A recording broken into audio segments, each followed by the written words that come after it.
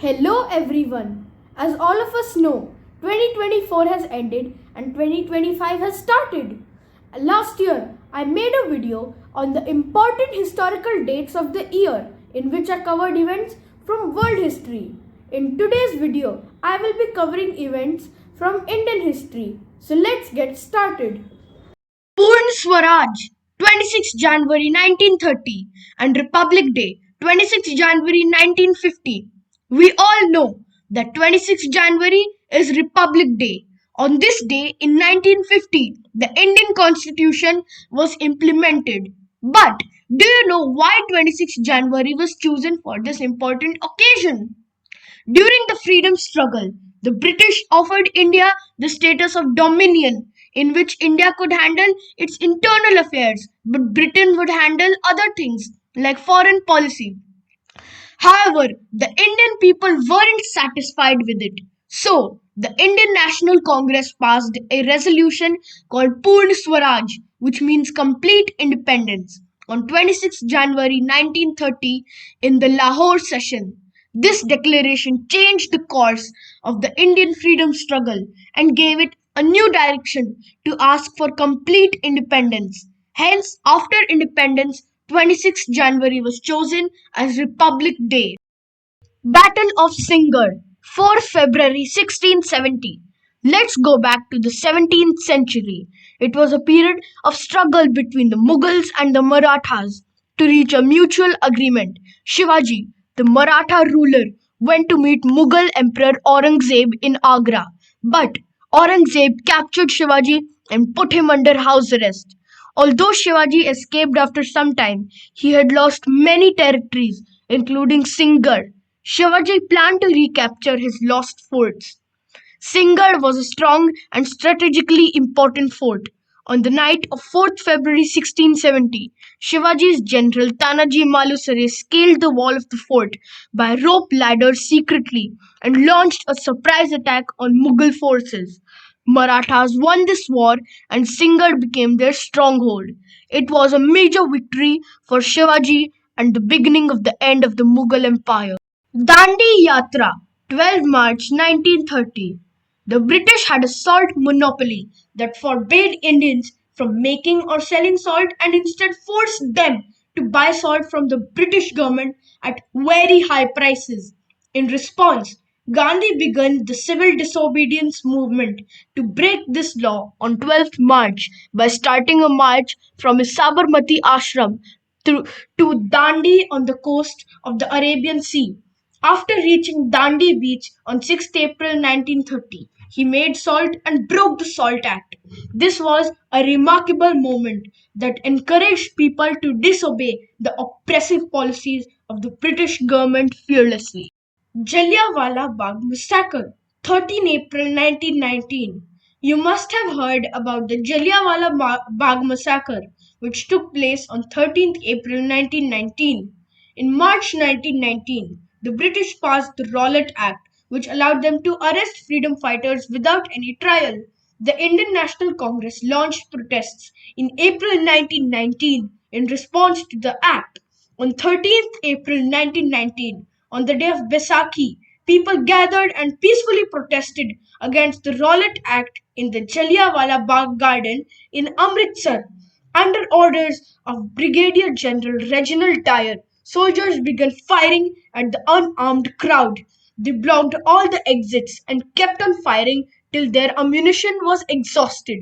This incident, known as the Jallianwala Bagh Massacre, claimed 379 to 1,500 lives and caused 1,200 people to be injured. This massacre caused a nationwide uproar after its news spread across the country. This gross inhumanity agitated the Indian public and led to the non-cooperation movement of 1920. To avenge this massacre, Udham Singh, a survivor of the massacre, later killed Michael O'Dwyer, the Lieutenant Governor of Punjab, who supported Brigadier General Dyer. Britain has never formally apologized for the massacre but expressed deep regret in 2019. First War of Independence, 10th May 1857, and the Battle of the Hydaspes, May 326 BC.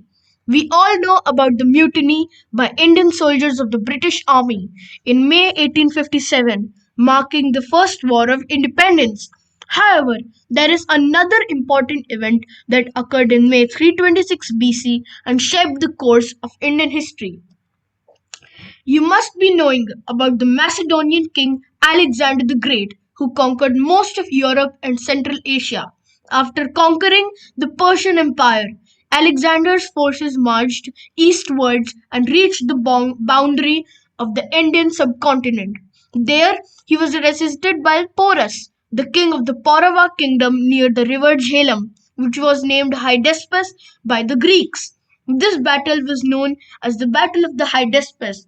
Though Alexander won, he couldn't advance further as his army mutinied because of the heat and oppressive Indian weather. He appointed Porus as his governor and returned. This stopped the Greeks from conquering the whole Indian subcontinent. Battle of Plassey, 23rd June 1757. Mir Jafar was a major general of Bengal, which was controlled by Siraj ud-Daulah, the Nawab over there. At that time, the East India Company's troops, led by Robert Clive, were expanding in India using their divide and rule policy. Robert Clive offered Mir Jafar to make him the Nawab of Bengal. As Mir Jafar was power hungry, he decided to defect to Clive. On 23rd June 1757, the Battle of Plassey broke out between the forces of Clive and Siraj ud-Daulah with his French allies. Because of Mir Jafar's betrayal, the British won and annexed Bengal. This marked the start of British rule in India.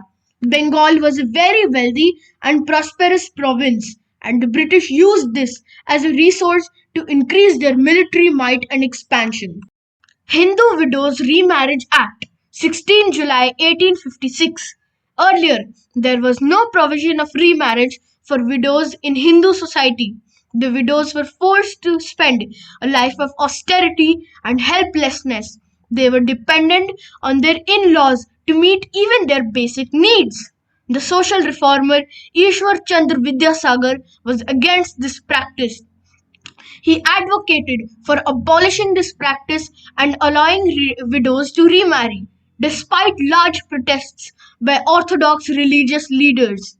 Based on his petition, Lord Dalhousie drafted the Widow Remarriage Bill, and it was passed on 16 July 1856 by Lord Canning, the Governor General of India at that time, thus legalizing remarriage for Hindu widows.